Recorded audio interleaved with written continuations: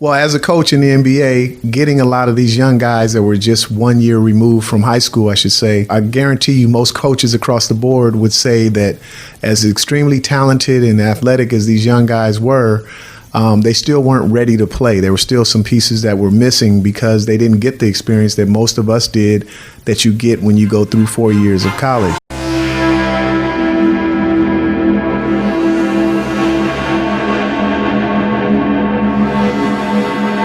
The root cause of hype is hope.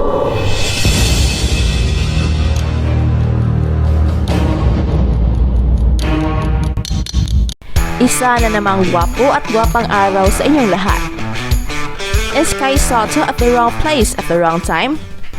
Well, nagpalabas ang ESPN ng bagong scouting report sa mga membro ng NBA G League Team Ignite, and this time ay pawang mga maganda na ang kanilang mga puna sa mga elite prospects, especially kay Jalen Green, ang Filipino-American player na proud Filipino.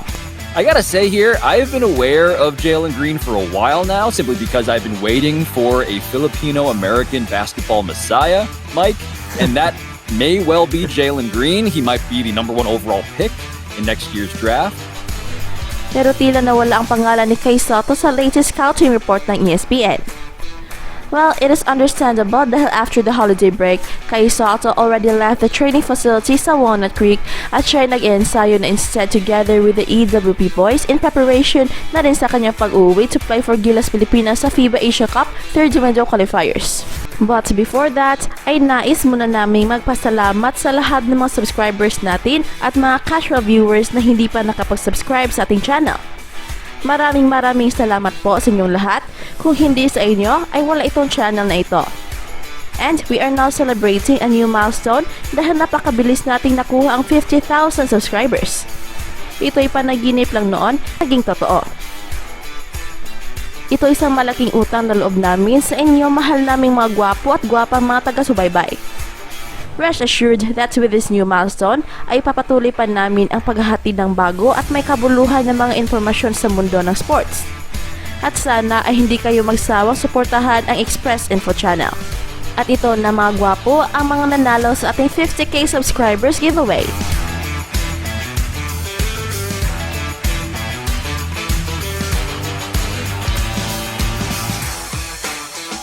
Again, maraming salamat po sa inyong lahat. Patuloy lang po ang pag-like, share, and subscribe at mag-comment sa ating mga videos dahil meron namang tayong bagong pag-giveaways. This time bigger, better for our 100k subs giveaway. Abangan sa mga susunod nating mga videos kung ano ang pwede mong mapapanalunan.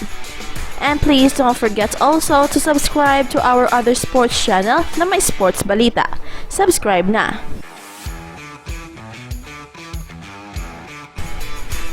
So yan ang dahilan kung bakit walang scouting report about Kai Sotto dahil when Mike Smith entered Walnut Creek ay wala na doon si Kai Sotto. But that doesn't mean na hindi magaling si Kai Sotto. In fact, Kai Sotto is developing rapidly based sa kanyang mga videos na ipinakita through East West Private. At napakalaki na ng development ng kanyang katawan. Let us just wait sa FIBA Asia qualifiers and for sure mananotice pa rin siya ng NBA kahit sa Asia lang siya maglalaro. Ang tunay na talent kasi ay hindi yan nasusukat sa place and level of competition lang, kundi nakikita rin ito ng mga mata na magaling na NBA scouts. And I have high regards sa scouting capability ng mga NBA teams na kahit nasa North Pole ka pa naglalaro against Polar Bears ay makikita ka pa rin ng mga NBA teams kung talagang magaling ang isang player.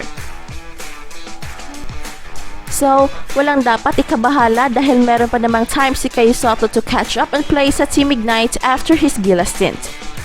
And hopefully, maganda ang kanyang maipapakita upang hindi siya mahihirapan na makapasok sa NBA. So, ano nga ba ang sinabi ng ESPN about the elite prospects na posibleng makakuha ng top pick in this year's NBA draft? Jalen Green, the draft's most exciting prospect.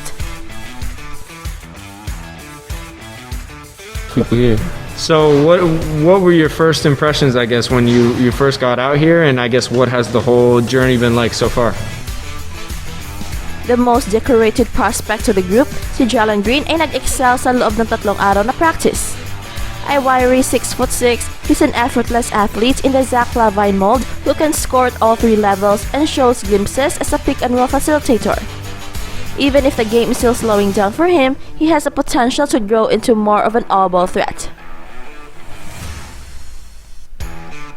Isang NBA scout ang nag-describe kay Jalen Green na nagtataglay ng $1 million legs due to his springs. At ang talagang nag-stood out ay ang kanyang pagiging shooter. A career 31% three-point shooter on 277 attempts according to the Draft Express database. Green shoots an easy ball with great rotation and soft touch. He has a unique game, Shaw said. He doesn't have the body type of a Bradley Beal, but some of the ways that he scores is similar to Bradley Beal. He has a slasher type body, that thin, wiry strong body. Then if he gets a step on you, he can finish in the lane over big guys with the best of them. It's easy to project na si Green ay magiging top 5 pick dahil sa kanyang athletic ability and offensive gifts. Proving himself as a defender would help his case against elite two-way prospects such as Cade Cunningham and Evan Mobley, which Green is well aware of.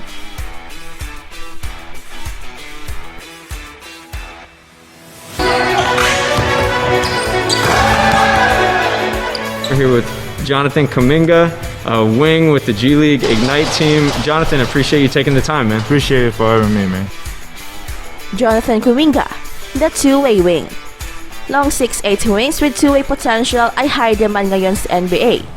At si Jonathan Kuminga ay fit na fit para nito. Subalit ang shooting consistency and decision-making ni Kuminga ay may kaunting sablay. Pero meron naman siyang size, length, and quickness to cement himself as a draft's best wing defender, something he's mostly embraced.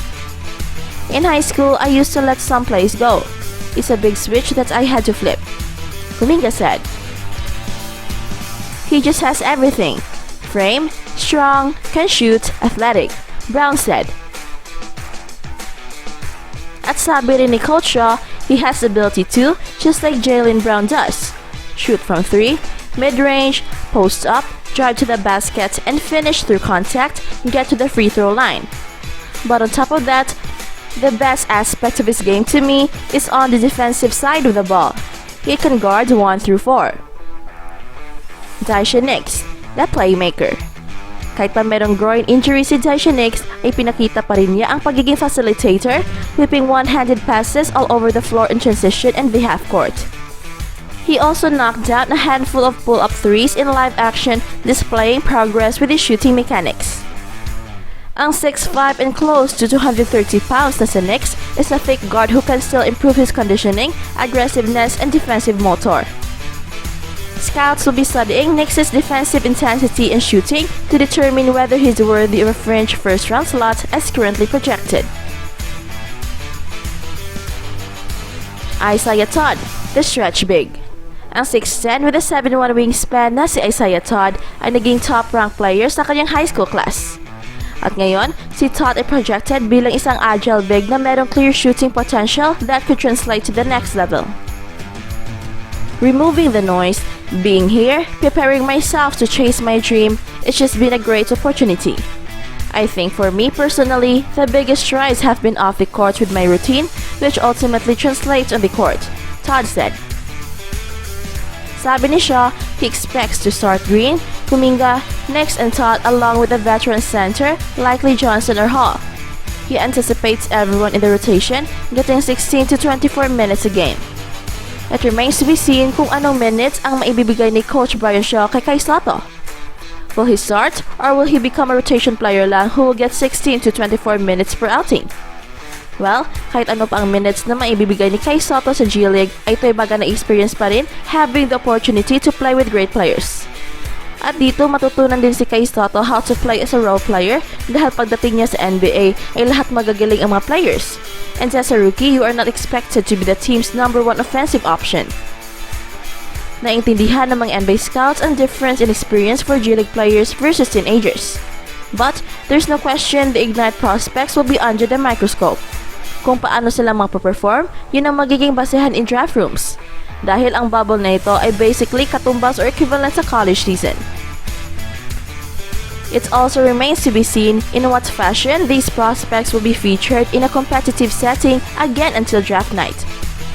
Will the NBA be able to schedule more games against G League opponents? Will scouts be able to attend? That makes the G League bubble an important test for not just the prospects but the program as a whole. And as far as Kai Sotto is concerned, sana ay maganda ang kalalabasan sa kanyang naging decision playing for Gilas Pilipinas, mga gwapo. Dahil, as much as we like him to play for the national team, ay gusto rin natin na magiging seamless ang kanyang road to the NBA. Pero, basta para sa bayan, si Kai Sotto yan.